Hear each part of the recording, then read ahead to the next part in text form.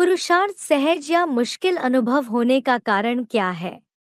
जैसे जैसे उतरे हो वैसे ही चढ़ते भी हो। कैसे उतरे हो? हैं?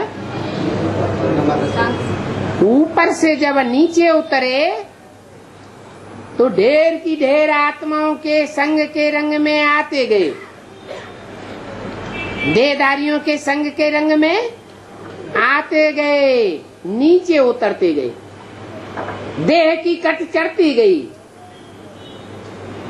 देहधारियों की स्मृति की कट चढ़ती गई। ऐसे तो नीचे उतरे, अब ऊपर चढ़ने के लिए उल्टा करना पड़े। क्या करना पड़े? जिन जिन देहधारियों का जन्म जन्मांतर संग किया है वो अभी शूटिंग पीरियड में हिसाब किताब लेने आवेंगे। स्मृति में हिसाब किताब लेने तो आते हैं ना, हैं? आते हैं। अब क्या पुरुषार्थ करना है? हैं? उन देहधारियों को देखते हुए नहीं देखना, उनकी बातों को सुनते हुए नहीं सुनना। इसलिए मुरली में बोला, लौकिक संबंधियों से न कुछ पूछना है और न उनकी मत पर चलना है। अगर उनकी मत पर चल पड़ेंगे तो क्या होगा? है? फिर नीचे गिरना शुरू हो जाएगा। उनसे पूछते हैं इसका मतलब बाप को भूले हुए। तो जैसे जैसे नीचे उतरे हो देहधारियों से बुद्धि योग चिपकता रहा है, ऐसे ही उसी तरीके से अब ऊपर चढ़ना है। क्या करना है? देहधारियों से बुद्धि योग तोड़ना है और एक बाप से जोड़ना है। माना सतयुग आदि से ही ये जोड़ तोड़ शुरू हो जाती है।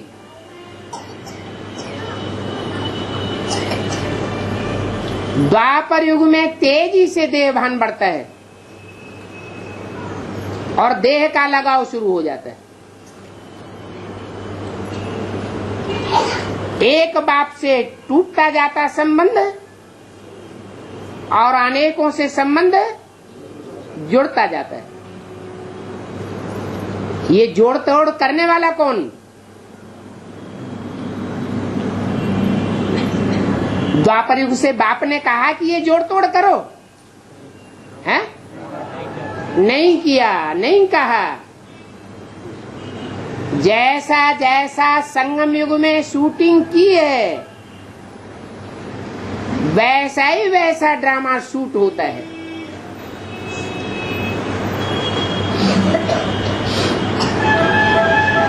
न पारलौकिक बाप ने कराया न किया, न लौकिक बेहद के बाप ने कराया न किया। हर एक आत्मा स्वतंत्र रही। किस बात में? है? चाहे जिससे जितने भी संबंध देह के जोड़े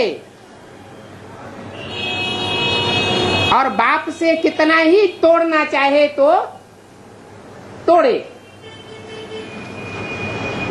कोई आत्मा ऐसी रही भाग्यशाली कि अनेक जन्मों में भी एक से नहीं तोड़ा, बल आखिरी जन्म में माया उनको भी धराशायी कर देती है। तो ज्यादा मेहनत किसको महसूस होगी पुरुषार्थ करने में, और ज्यादा सहज किनको लगेगा? नहीं समझ में आया है? अरे कुछ आत्माएं ऐसी हैं द्वापर युग से तेजी से उतरती तो हैं, सभी उतरती है, लेकिन उन्होंने बाप को नहीं छोड़ा। बाप से दोस्ती का हाथ मिलाए कर रखा जन्म जन्मांतर, औरों से भी जोड़ा तो, लेकिन एक से तोड़ा नहीं। बल आखिरी जन्म में नीचे गिर गए और औरों ने क्या किया, एक से तोड़ते गए और औरों से जोड़ते गए। तो फायदे में कौन रहे? सहज पुरुषार्थ किनका होगा और कठिन पुरुषार्थ किनका होगा? मोहब्बत के आधार पर पुरुषार्थ सहज किनका होगा और मोहब्बत न होने के कारण मेहनत का पुरुषार्थ किसका होगा? अरे 63 जन्मों में भी जिन्होंने एक के साथ मोहब्बत का हाथ जोड़ करके रखा है जन्म जन्मांतर, उनको तो बहुत सहज होगा, और जिन्होंने एक के साथ तोड़ते रहे और औरों के साथ जोड़ते रहे, उनको कठिन होगा। भले इस बात की भी शूटिंग द्वापर कलयुग में भी जो पार्ट बजाया उसकी भी शूटिंग कहाँ होती है? संगम युग में यहाँ शूटिंग हो रही है, और शूटिंग करने वाले बेखौफ होकर के शूटिंग कर भी रहे हैं। क्या उनकी बुद्धि में ये बात है? ये पॉइंट याद रहता है? हैं? नहीं याद रहता है। इसलिए आसमान में भी जो सितारे हैं यादगार, वो दिखाए जाते हैं।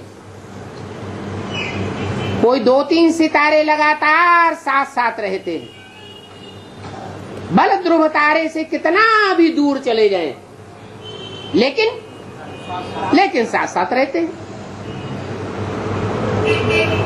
और कोई सितारे हैं ध्रुव तारे के नजदीक आसपास चक्कर काटते हैं। तो भांति भांति के पार्टधारी ये नहीं कह सकते कि भाग्य विधाता भाग्य को जो हमारे किस्मत में लिख दिया